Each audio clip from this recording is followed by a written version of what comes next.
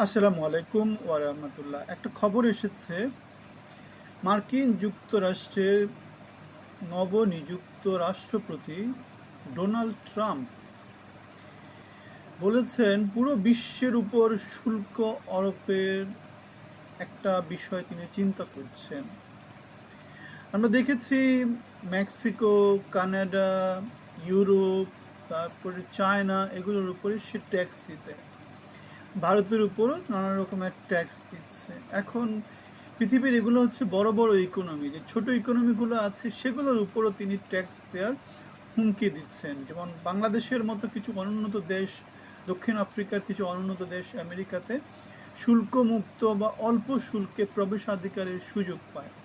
সেজন্য এই সমস্ত দেশগুলা মোটামুটি একটু আম, মানবেতর জীবনযাপন থেকে হয়তো বা একটু উত্তরণ করার চেষ্টা করতে পারছে শিল্পায়নের মধ্য দিয়ে বা অথবা আমদানি রপ্তানি বাণিজ্য করার মধ্য দিয়ে। এখন ট্রাম্পের এই যে হুমকি, এই হুমকির ফলে যেটা দেখা যাচ্ছে, বিশ্ব ব্যবস্থায় নতুন একটা ঝুঁকি তৈরি করেছে, যে যারা গরিব তারা আরো গরিব হয়ে যাবে, অথবা যারা বড়লোক তারা আরো বড়লোক হবে। যেমন আমেরিকা, আমেরিকা যদি শুল্ক দেয়, শুল্ক দেওয়া মানে কি, তারা তাদের নিজেদের প্রোডাক্টগুলোকে তারা প্রমোট করবে। মানে আমেরিকা আগে ডার্টি যে ইন্ডাস্ট্রিগুলো আছে, খারাপ খারাপ যে ইন্ডাস্ট্রিগুলো আছে, যেগুলো পরিবেশের জন্য ক্ষতিকর, জনস্বাস্থ্যের জন্য ক্ষতিকর, বা আমেরিকার লোকজন যে সমস্ত জায়গায় কাজ করতে পছন্দ করে না, সেগুলো সারা পৃথিবীর অন্যান্য দেশে পাঠিয়ে দিত এবং সেখান থেকে তারা সেটাকে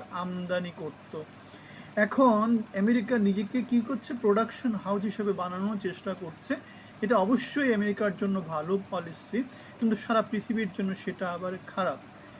আমরা যেহেতু বিশ্বায়নের ফলে আমরা যেহেতু সারা পৃথিবীকে একটা দেশ হিসেবে যদি চিন্তা করে আসছি, সুতরাং সারা পৃথিবী যে কোনো জায়গাতে উৎপাদন করলে সেটা সারা পৃথিবী যে কোনো জায়গাতে বিক্রি করা যায়। কিন্তু এই যে শুল্কায়নের মধ্য দিয়ে সেখানে একটা ব্যারিয়ার দিয়ে দেওয়া হচ্ছে, যেটা বিশ্বায়নের বিরোধী। আমরা আবার সেই 1800 শতক, 1900 শতকের দিকে চলে যাচ্ছি, যখন পৃথিবীতে প্রত্যেকটা দেশ নিজে নিজে স্বনির্ভর ছিল। যেমন আমাদের বাংলাদেশে আমরাই মনে করতে পারি 70, 80 বা 90-এর দিকে কী ছিল, প্রত্যেকটা পরিবার নিজেরা স্বয়ং সম্পূর্ণ ছিল। নিজেরাই কি করতো, বাজার থেকে খুব বেশি কিছু তাদের কিনতে হতো না। ফসল উৎপাদন করা, সবজি উৎপাদন করা, অথবা বিদ্যুৎ, অথবা যেটাকে বলে আর কি, মানে রাতের বেলায় যে জ্বালানি, অথবা দিনের বেলায় যে রান্নাবান্নার জন্য যে জিনিসপত্রগুলো, সেগুলো প্রত্যেকটা পরিবার নিজেরা স্বনির্ভর ছিল। সুতরাং আমরা দেখতে পাচ্ছি বিশ্বায়ন এবং এন্টি বিশ্বায়ন, যেটাকে বলছে গ্লোবালাইজেশন এবং এন্টি গ্লোবালাইজেশন মতামতটা এতদিন ধরে আমেরিকা গ্লোবালাইজেশনকে প্রমোট করছে, জাতিসংঘ গ্লোবালাইজেশনকে প্রমোট করছে, ওয়ার্ল্ড ট্রেড অর্গানাইজেশন গ্লোবালাইজেশনকে প্রমোট করছে। কিন্তু এখন এই শুল্কায়নের এই যে ধারণা, এই শুল্কায়নের এই ধারণাটা আবার এন্টি গ্লোবালাইজেশন হিসাবে কাজ করছে। আপনি কি আমাদের কথাগুলো বুঝতে পেরেছেন?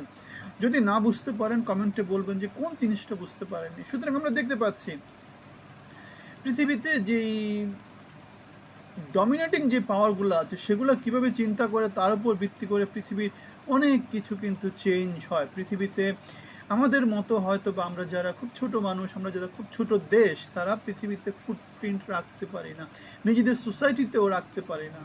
নিজেদের সোসাইটিতে যদি রাখতে পারে তাহলে বিশ্বের অন্যান্য দেশেও রাখা সম্ভব, এবং সেটা হচ্ছে অনেক অনেক বছরের চেষ্টার ফল।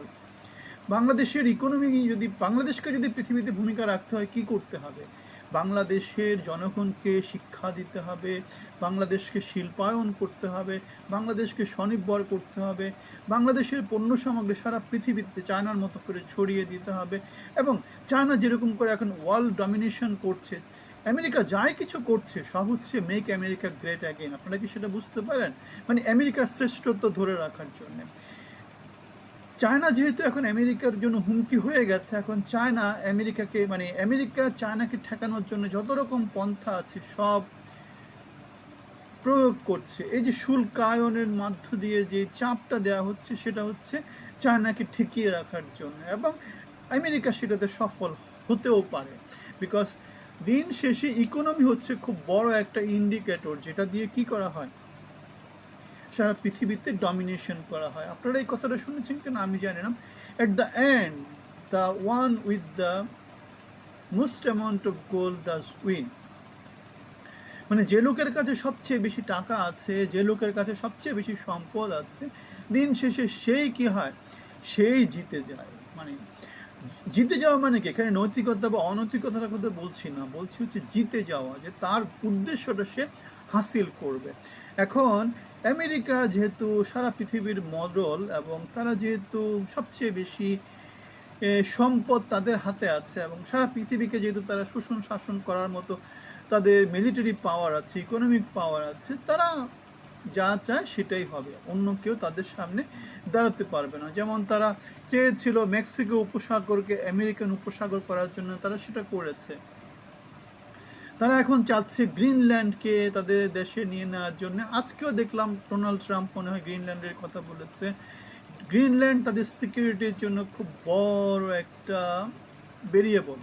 গ্রিনল্যান্ডকে নিয়ে নিলে তাদের সিকিউরিটি বেড়ে যাবে, কারণ গ্রিনল্যান্ড জায়গাটা হচ্ছে কি বরফে আচ্ছাদিত, সুতরাং ওই জায়গাটাকে যদি আমেরিকা নিয়ে নিতে পারে, ওখান দিয়ে তো কেউ আর আসবে না, আসা সম্ভব না, কেউ সার্ভাইভ করতে পারবে না। সুতরাং আমেরিকা যদি গ্রিনল্যান্ডকে নিয়ে নেয়, তাহলে আমেরিকাকে কেউ কখনো আক্রমণ করার চিন্তা ভাবনা করতে পারবে না, স্থলপথে অথবা জলপথে। কেন আমেরিকা আমরা জানি যে মোটামুটি পৃথিবী থেকে বিচ্ছিন্ন, মানে সমুদ্র পথে পুরা দেশটাই হচ্ছে গিয়ে সমুদ্র বেষ্টিত, আর ওদিকে গ্রিনল্যান্ডে বরফ দিয়ে আচ্ছাদিত। সুতরাং আমেরিকার সিকিউরিটির জন্য আমেরিকা যদি, আর গ্রিনল্যান্ড যেহেতু আমাদের প্রচুর সম্পদ আছে, ন্যাচারাল রিসোর্স আছে, সেগুলোর জন্য গ্রিনল্যান্ড অনেক বেশি লোভনীয়। সুতরাং আমেরিকা গ্রিনল্যান্ডকে চাচ্ছে, হয়তো আমেরিকা গ্রিনল্যান্ডকে পেয়েও যেতে পারে। আবার এদিকে রাশিয়ান ইউক্রেনকে নিয়ে নিচ্ছে যুদ্ধবিরতি হয়ে যাওয়ার পরে। মানে ইউক্রেন তো একসময় greater United Soviet socialist Republic USSR, যেটাকে আমরা 90-এর আগে চিনতাম, সেই ইউএসএসআর এর বৃহত্তর রাশিয়ার অংশ ছিল। এখন রাশিয়া আবার ইউক্রেনকে তাদের মধ্যে নিয়ে নিতে চাচ্ছে এবং রাশিয়া সেটাতে সফল হবে। আমাদের আমাদের মানে অ্যানালাইসিস সেটাই বলে, বিকজ যেখানে ইউক্রেন এখন কোনো সাপোর্ট পাচ্ছে না, ইউক্রেন ধ্বংসস্তূপে পরিণত হয়েছে, ইউক্রেনের দাঁড়ানোর মতো কোনো কিছু নাই। সুতরাং রাশিয়ার সাথে জোটবদ্ধ হয়ে শুধুমাত্র তারা টিকে থাকতে পারে, তারা সমৃদ্ধি অর্জন করতে পারে, অন্য কোনো পথ তাদের কাছে খোলা নাই। সুতরাং আমরা যে কথাটা বললাম যে শুল্কায়ন, এটা হচ্ছে অ্যান্টি গ্লোবালাইজেশন, এবং গ্লোবালাইজেশন এবং অ্যান্টি গ্লোবালাইজেশন এগুলো বড় বড় শক্তিধর মোড়লগুলা নিজেদের ইন্টারেস্টে সারা পৃথিবীর উপর চাপিয়ে দেয়। আপনার মতামত জানাবেন, ভালো থাকবেন, ধন্যবাদ।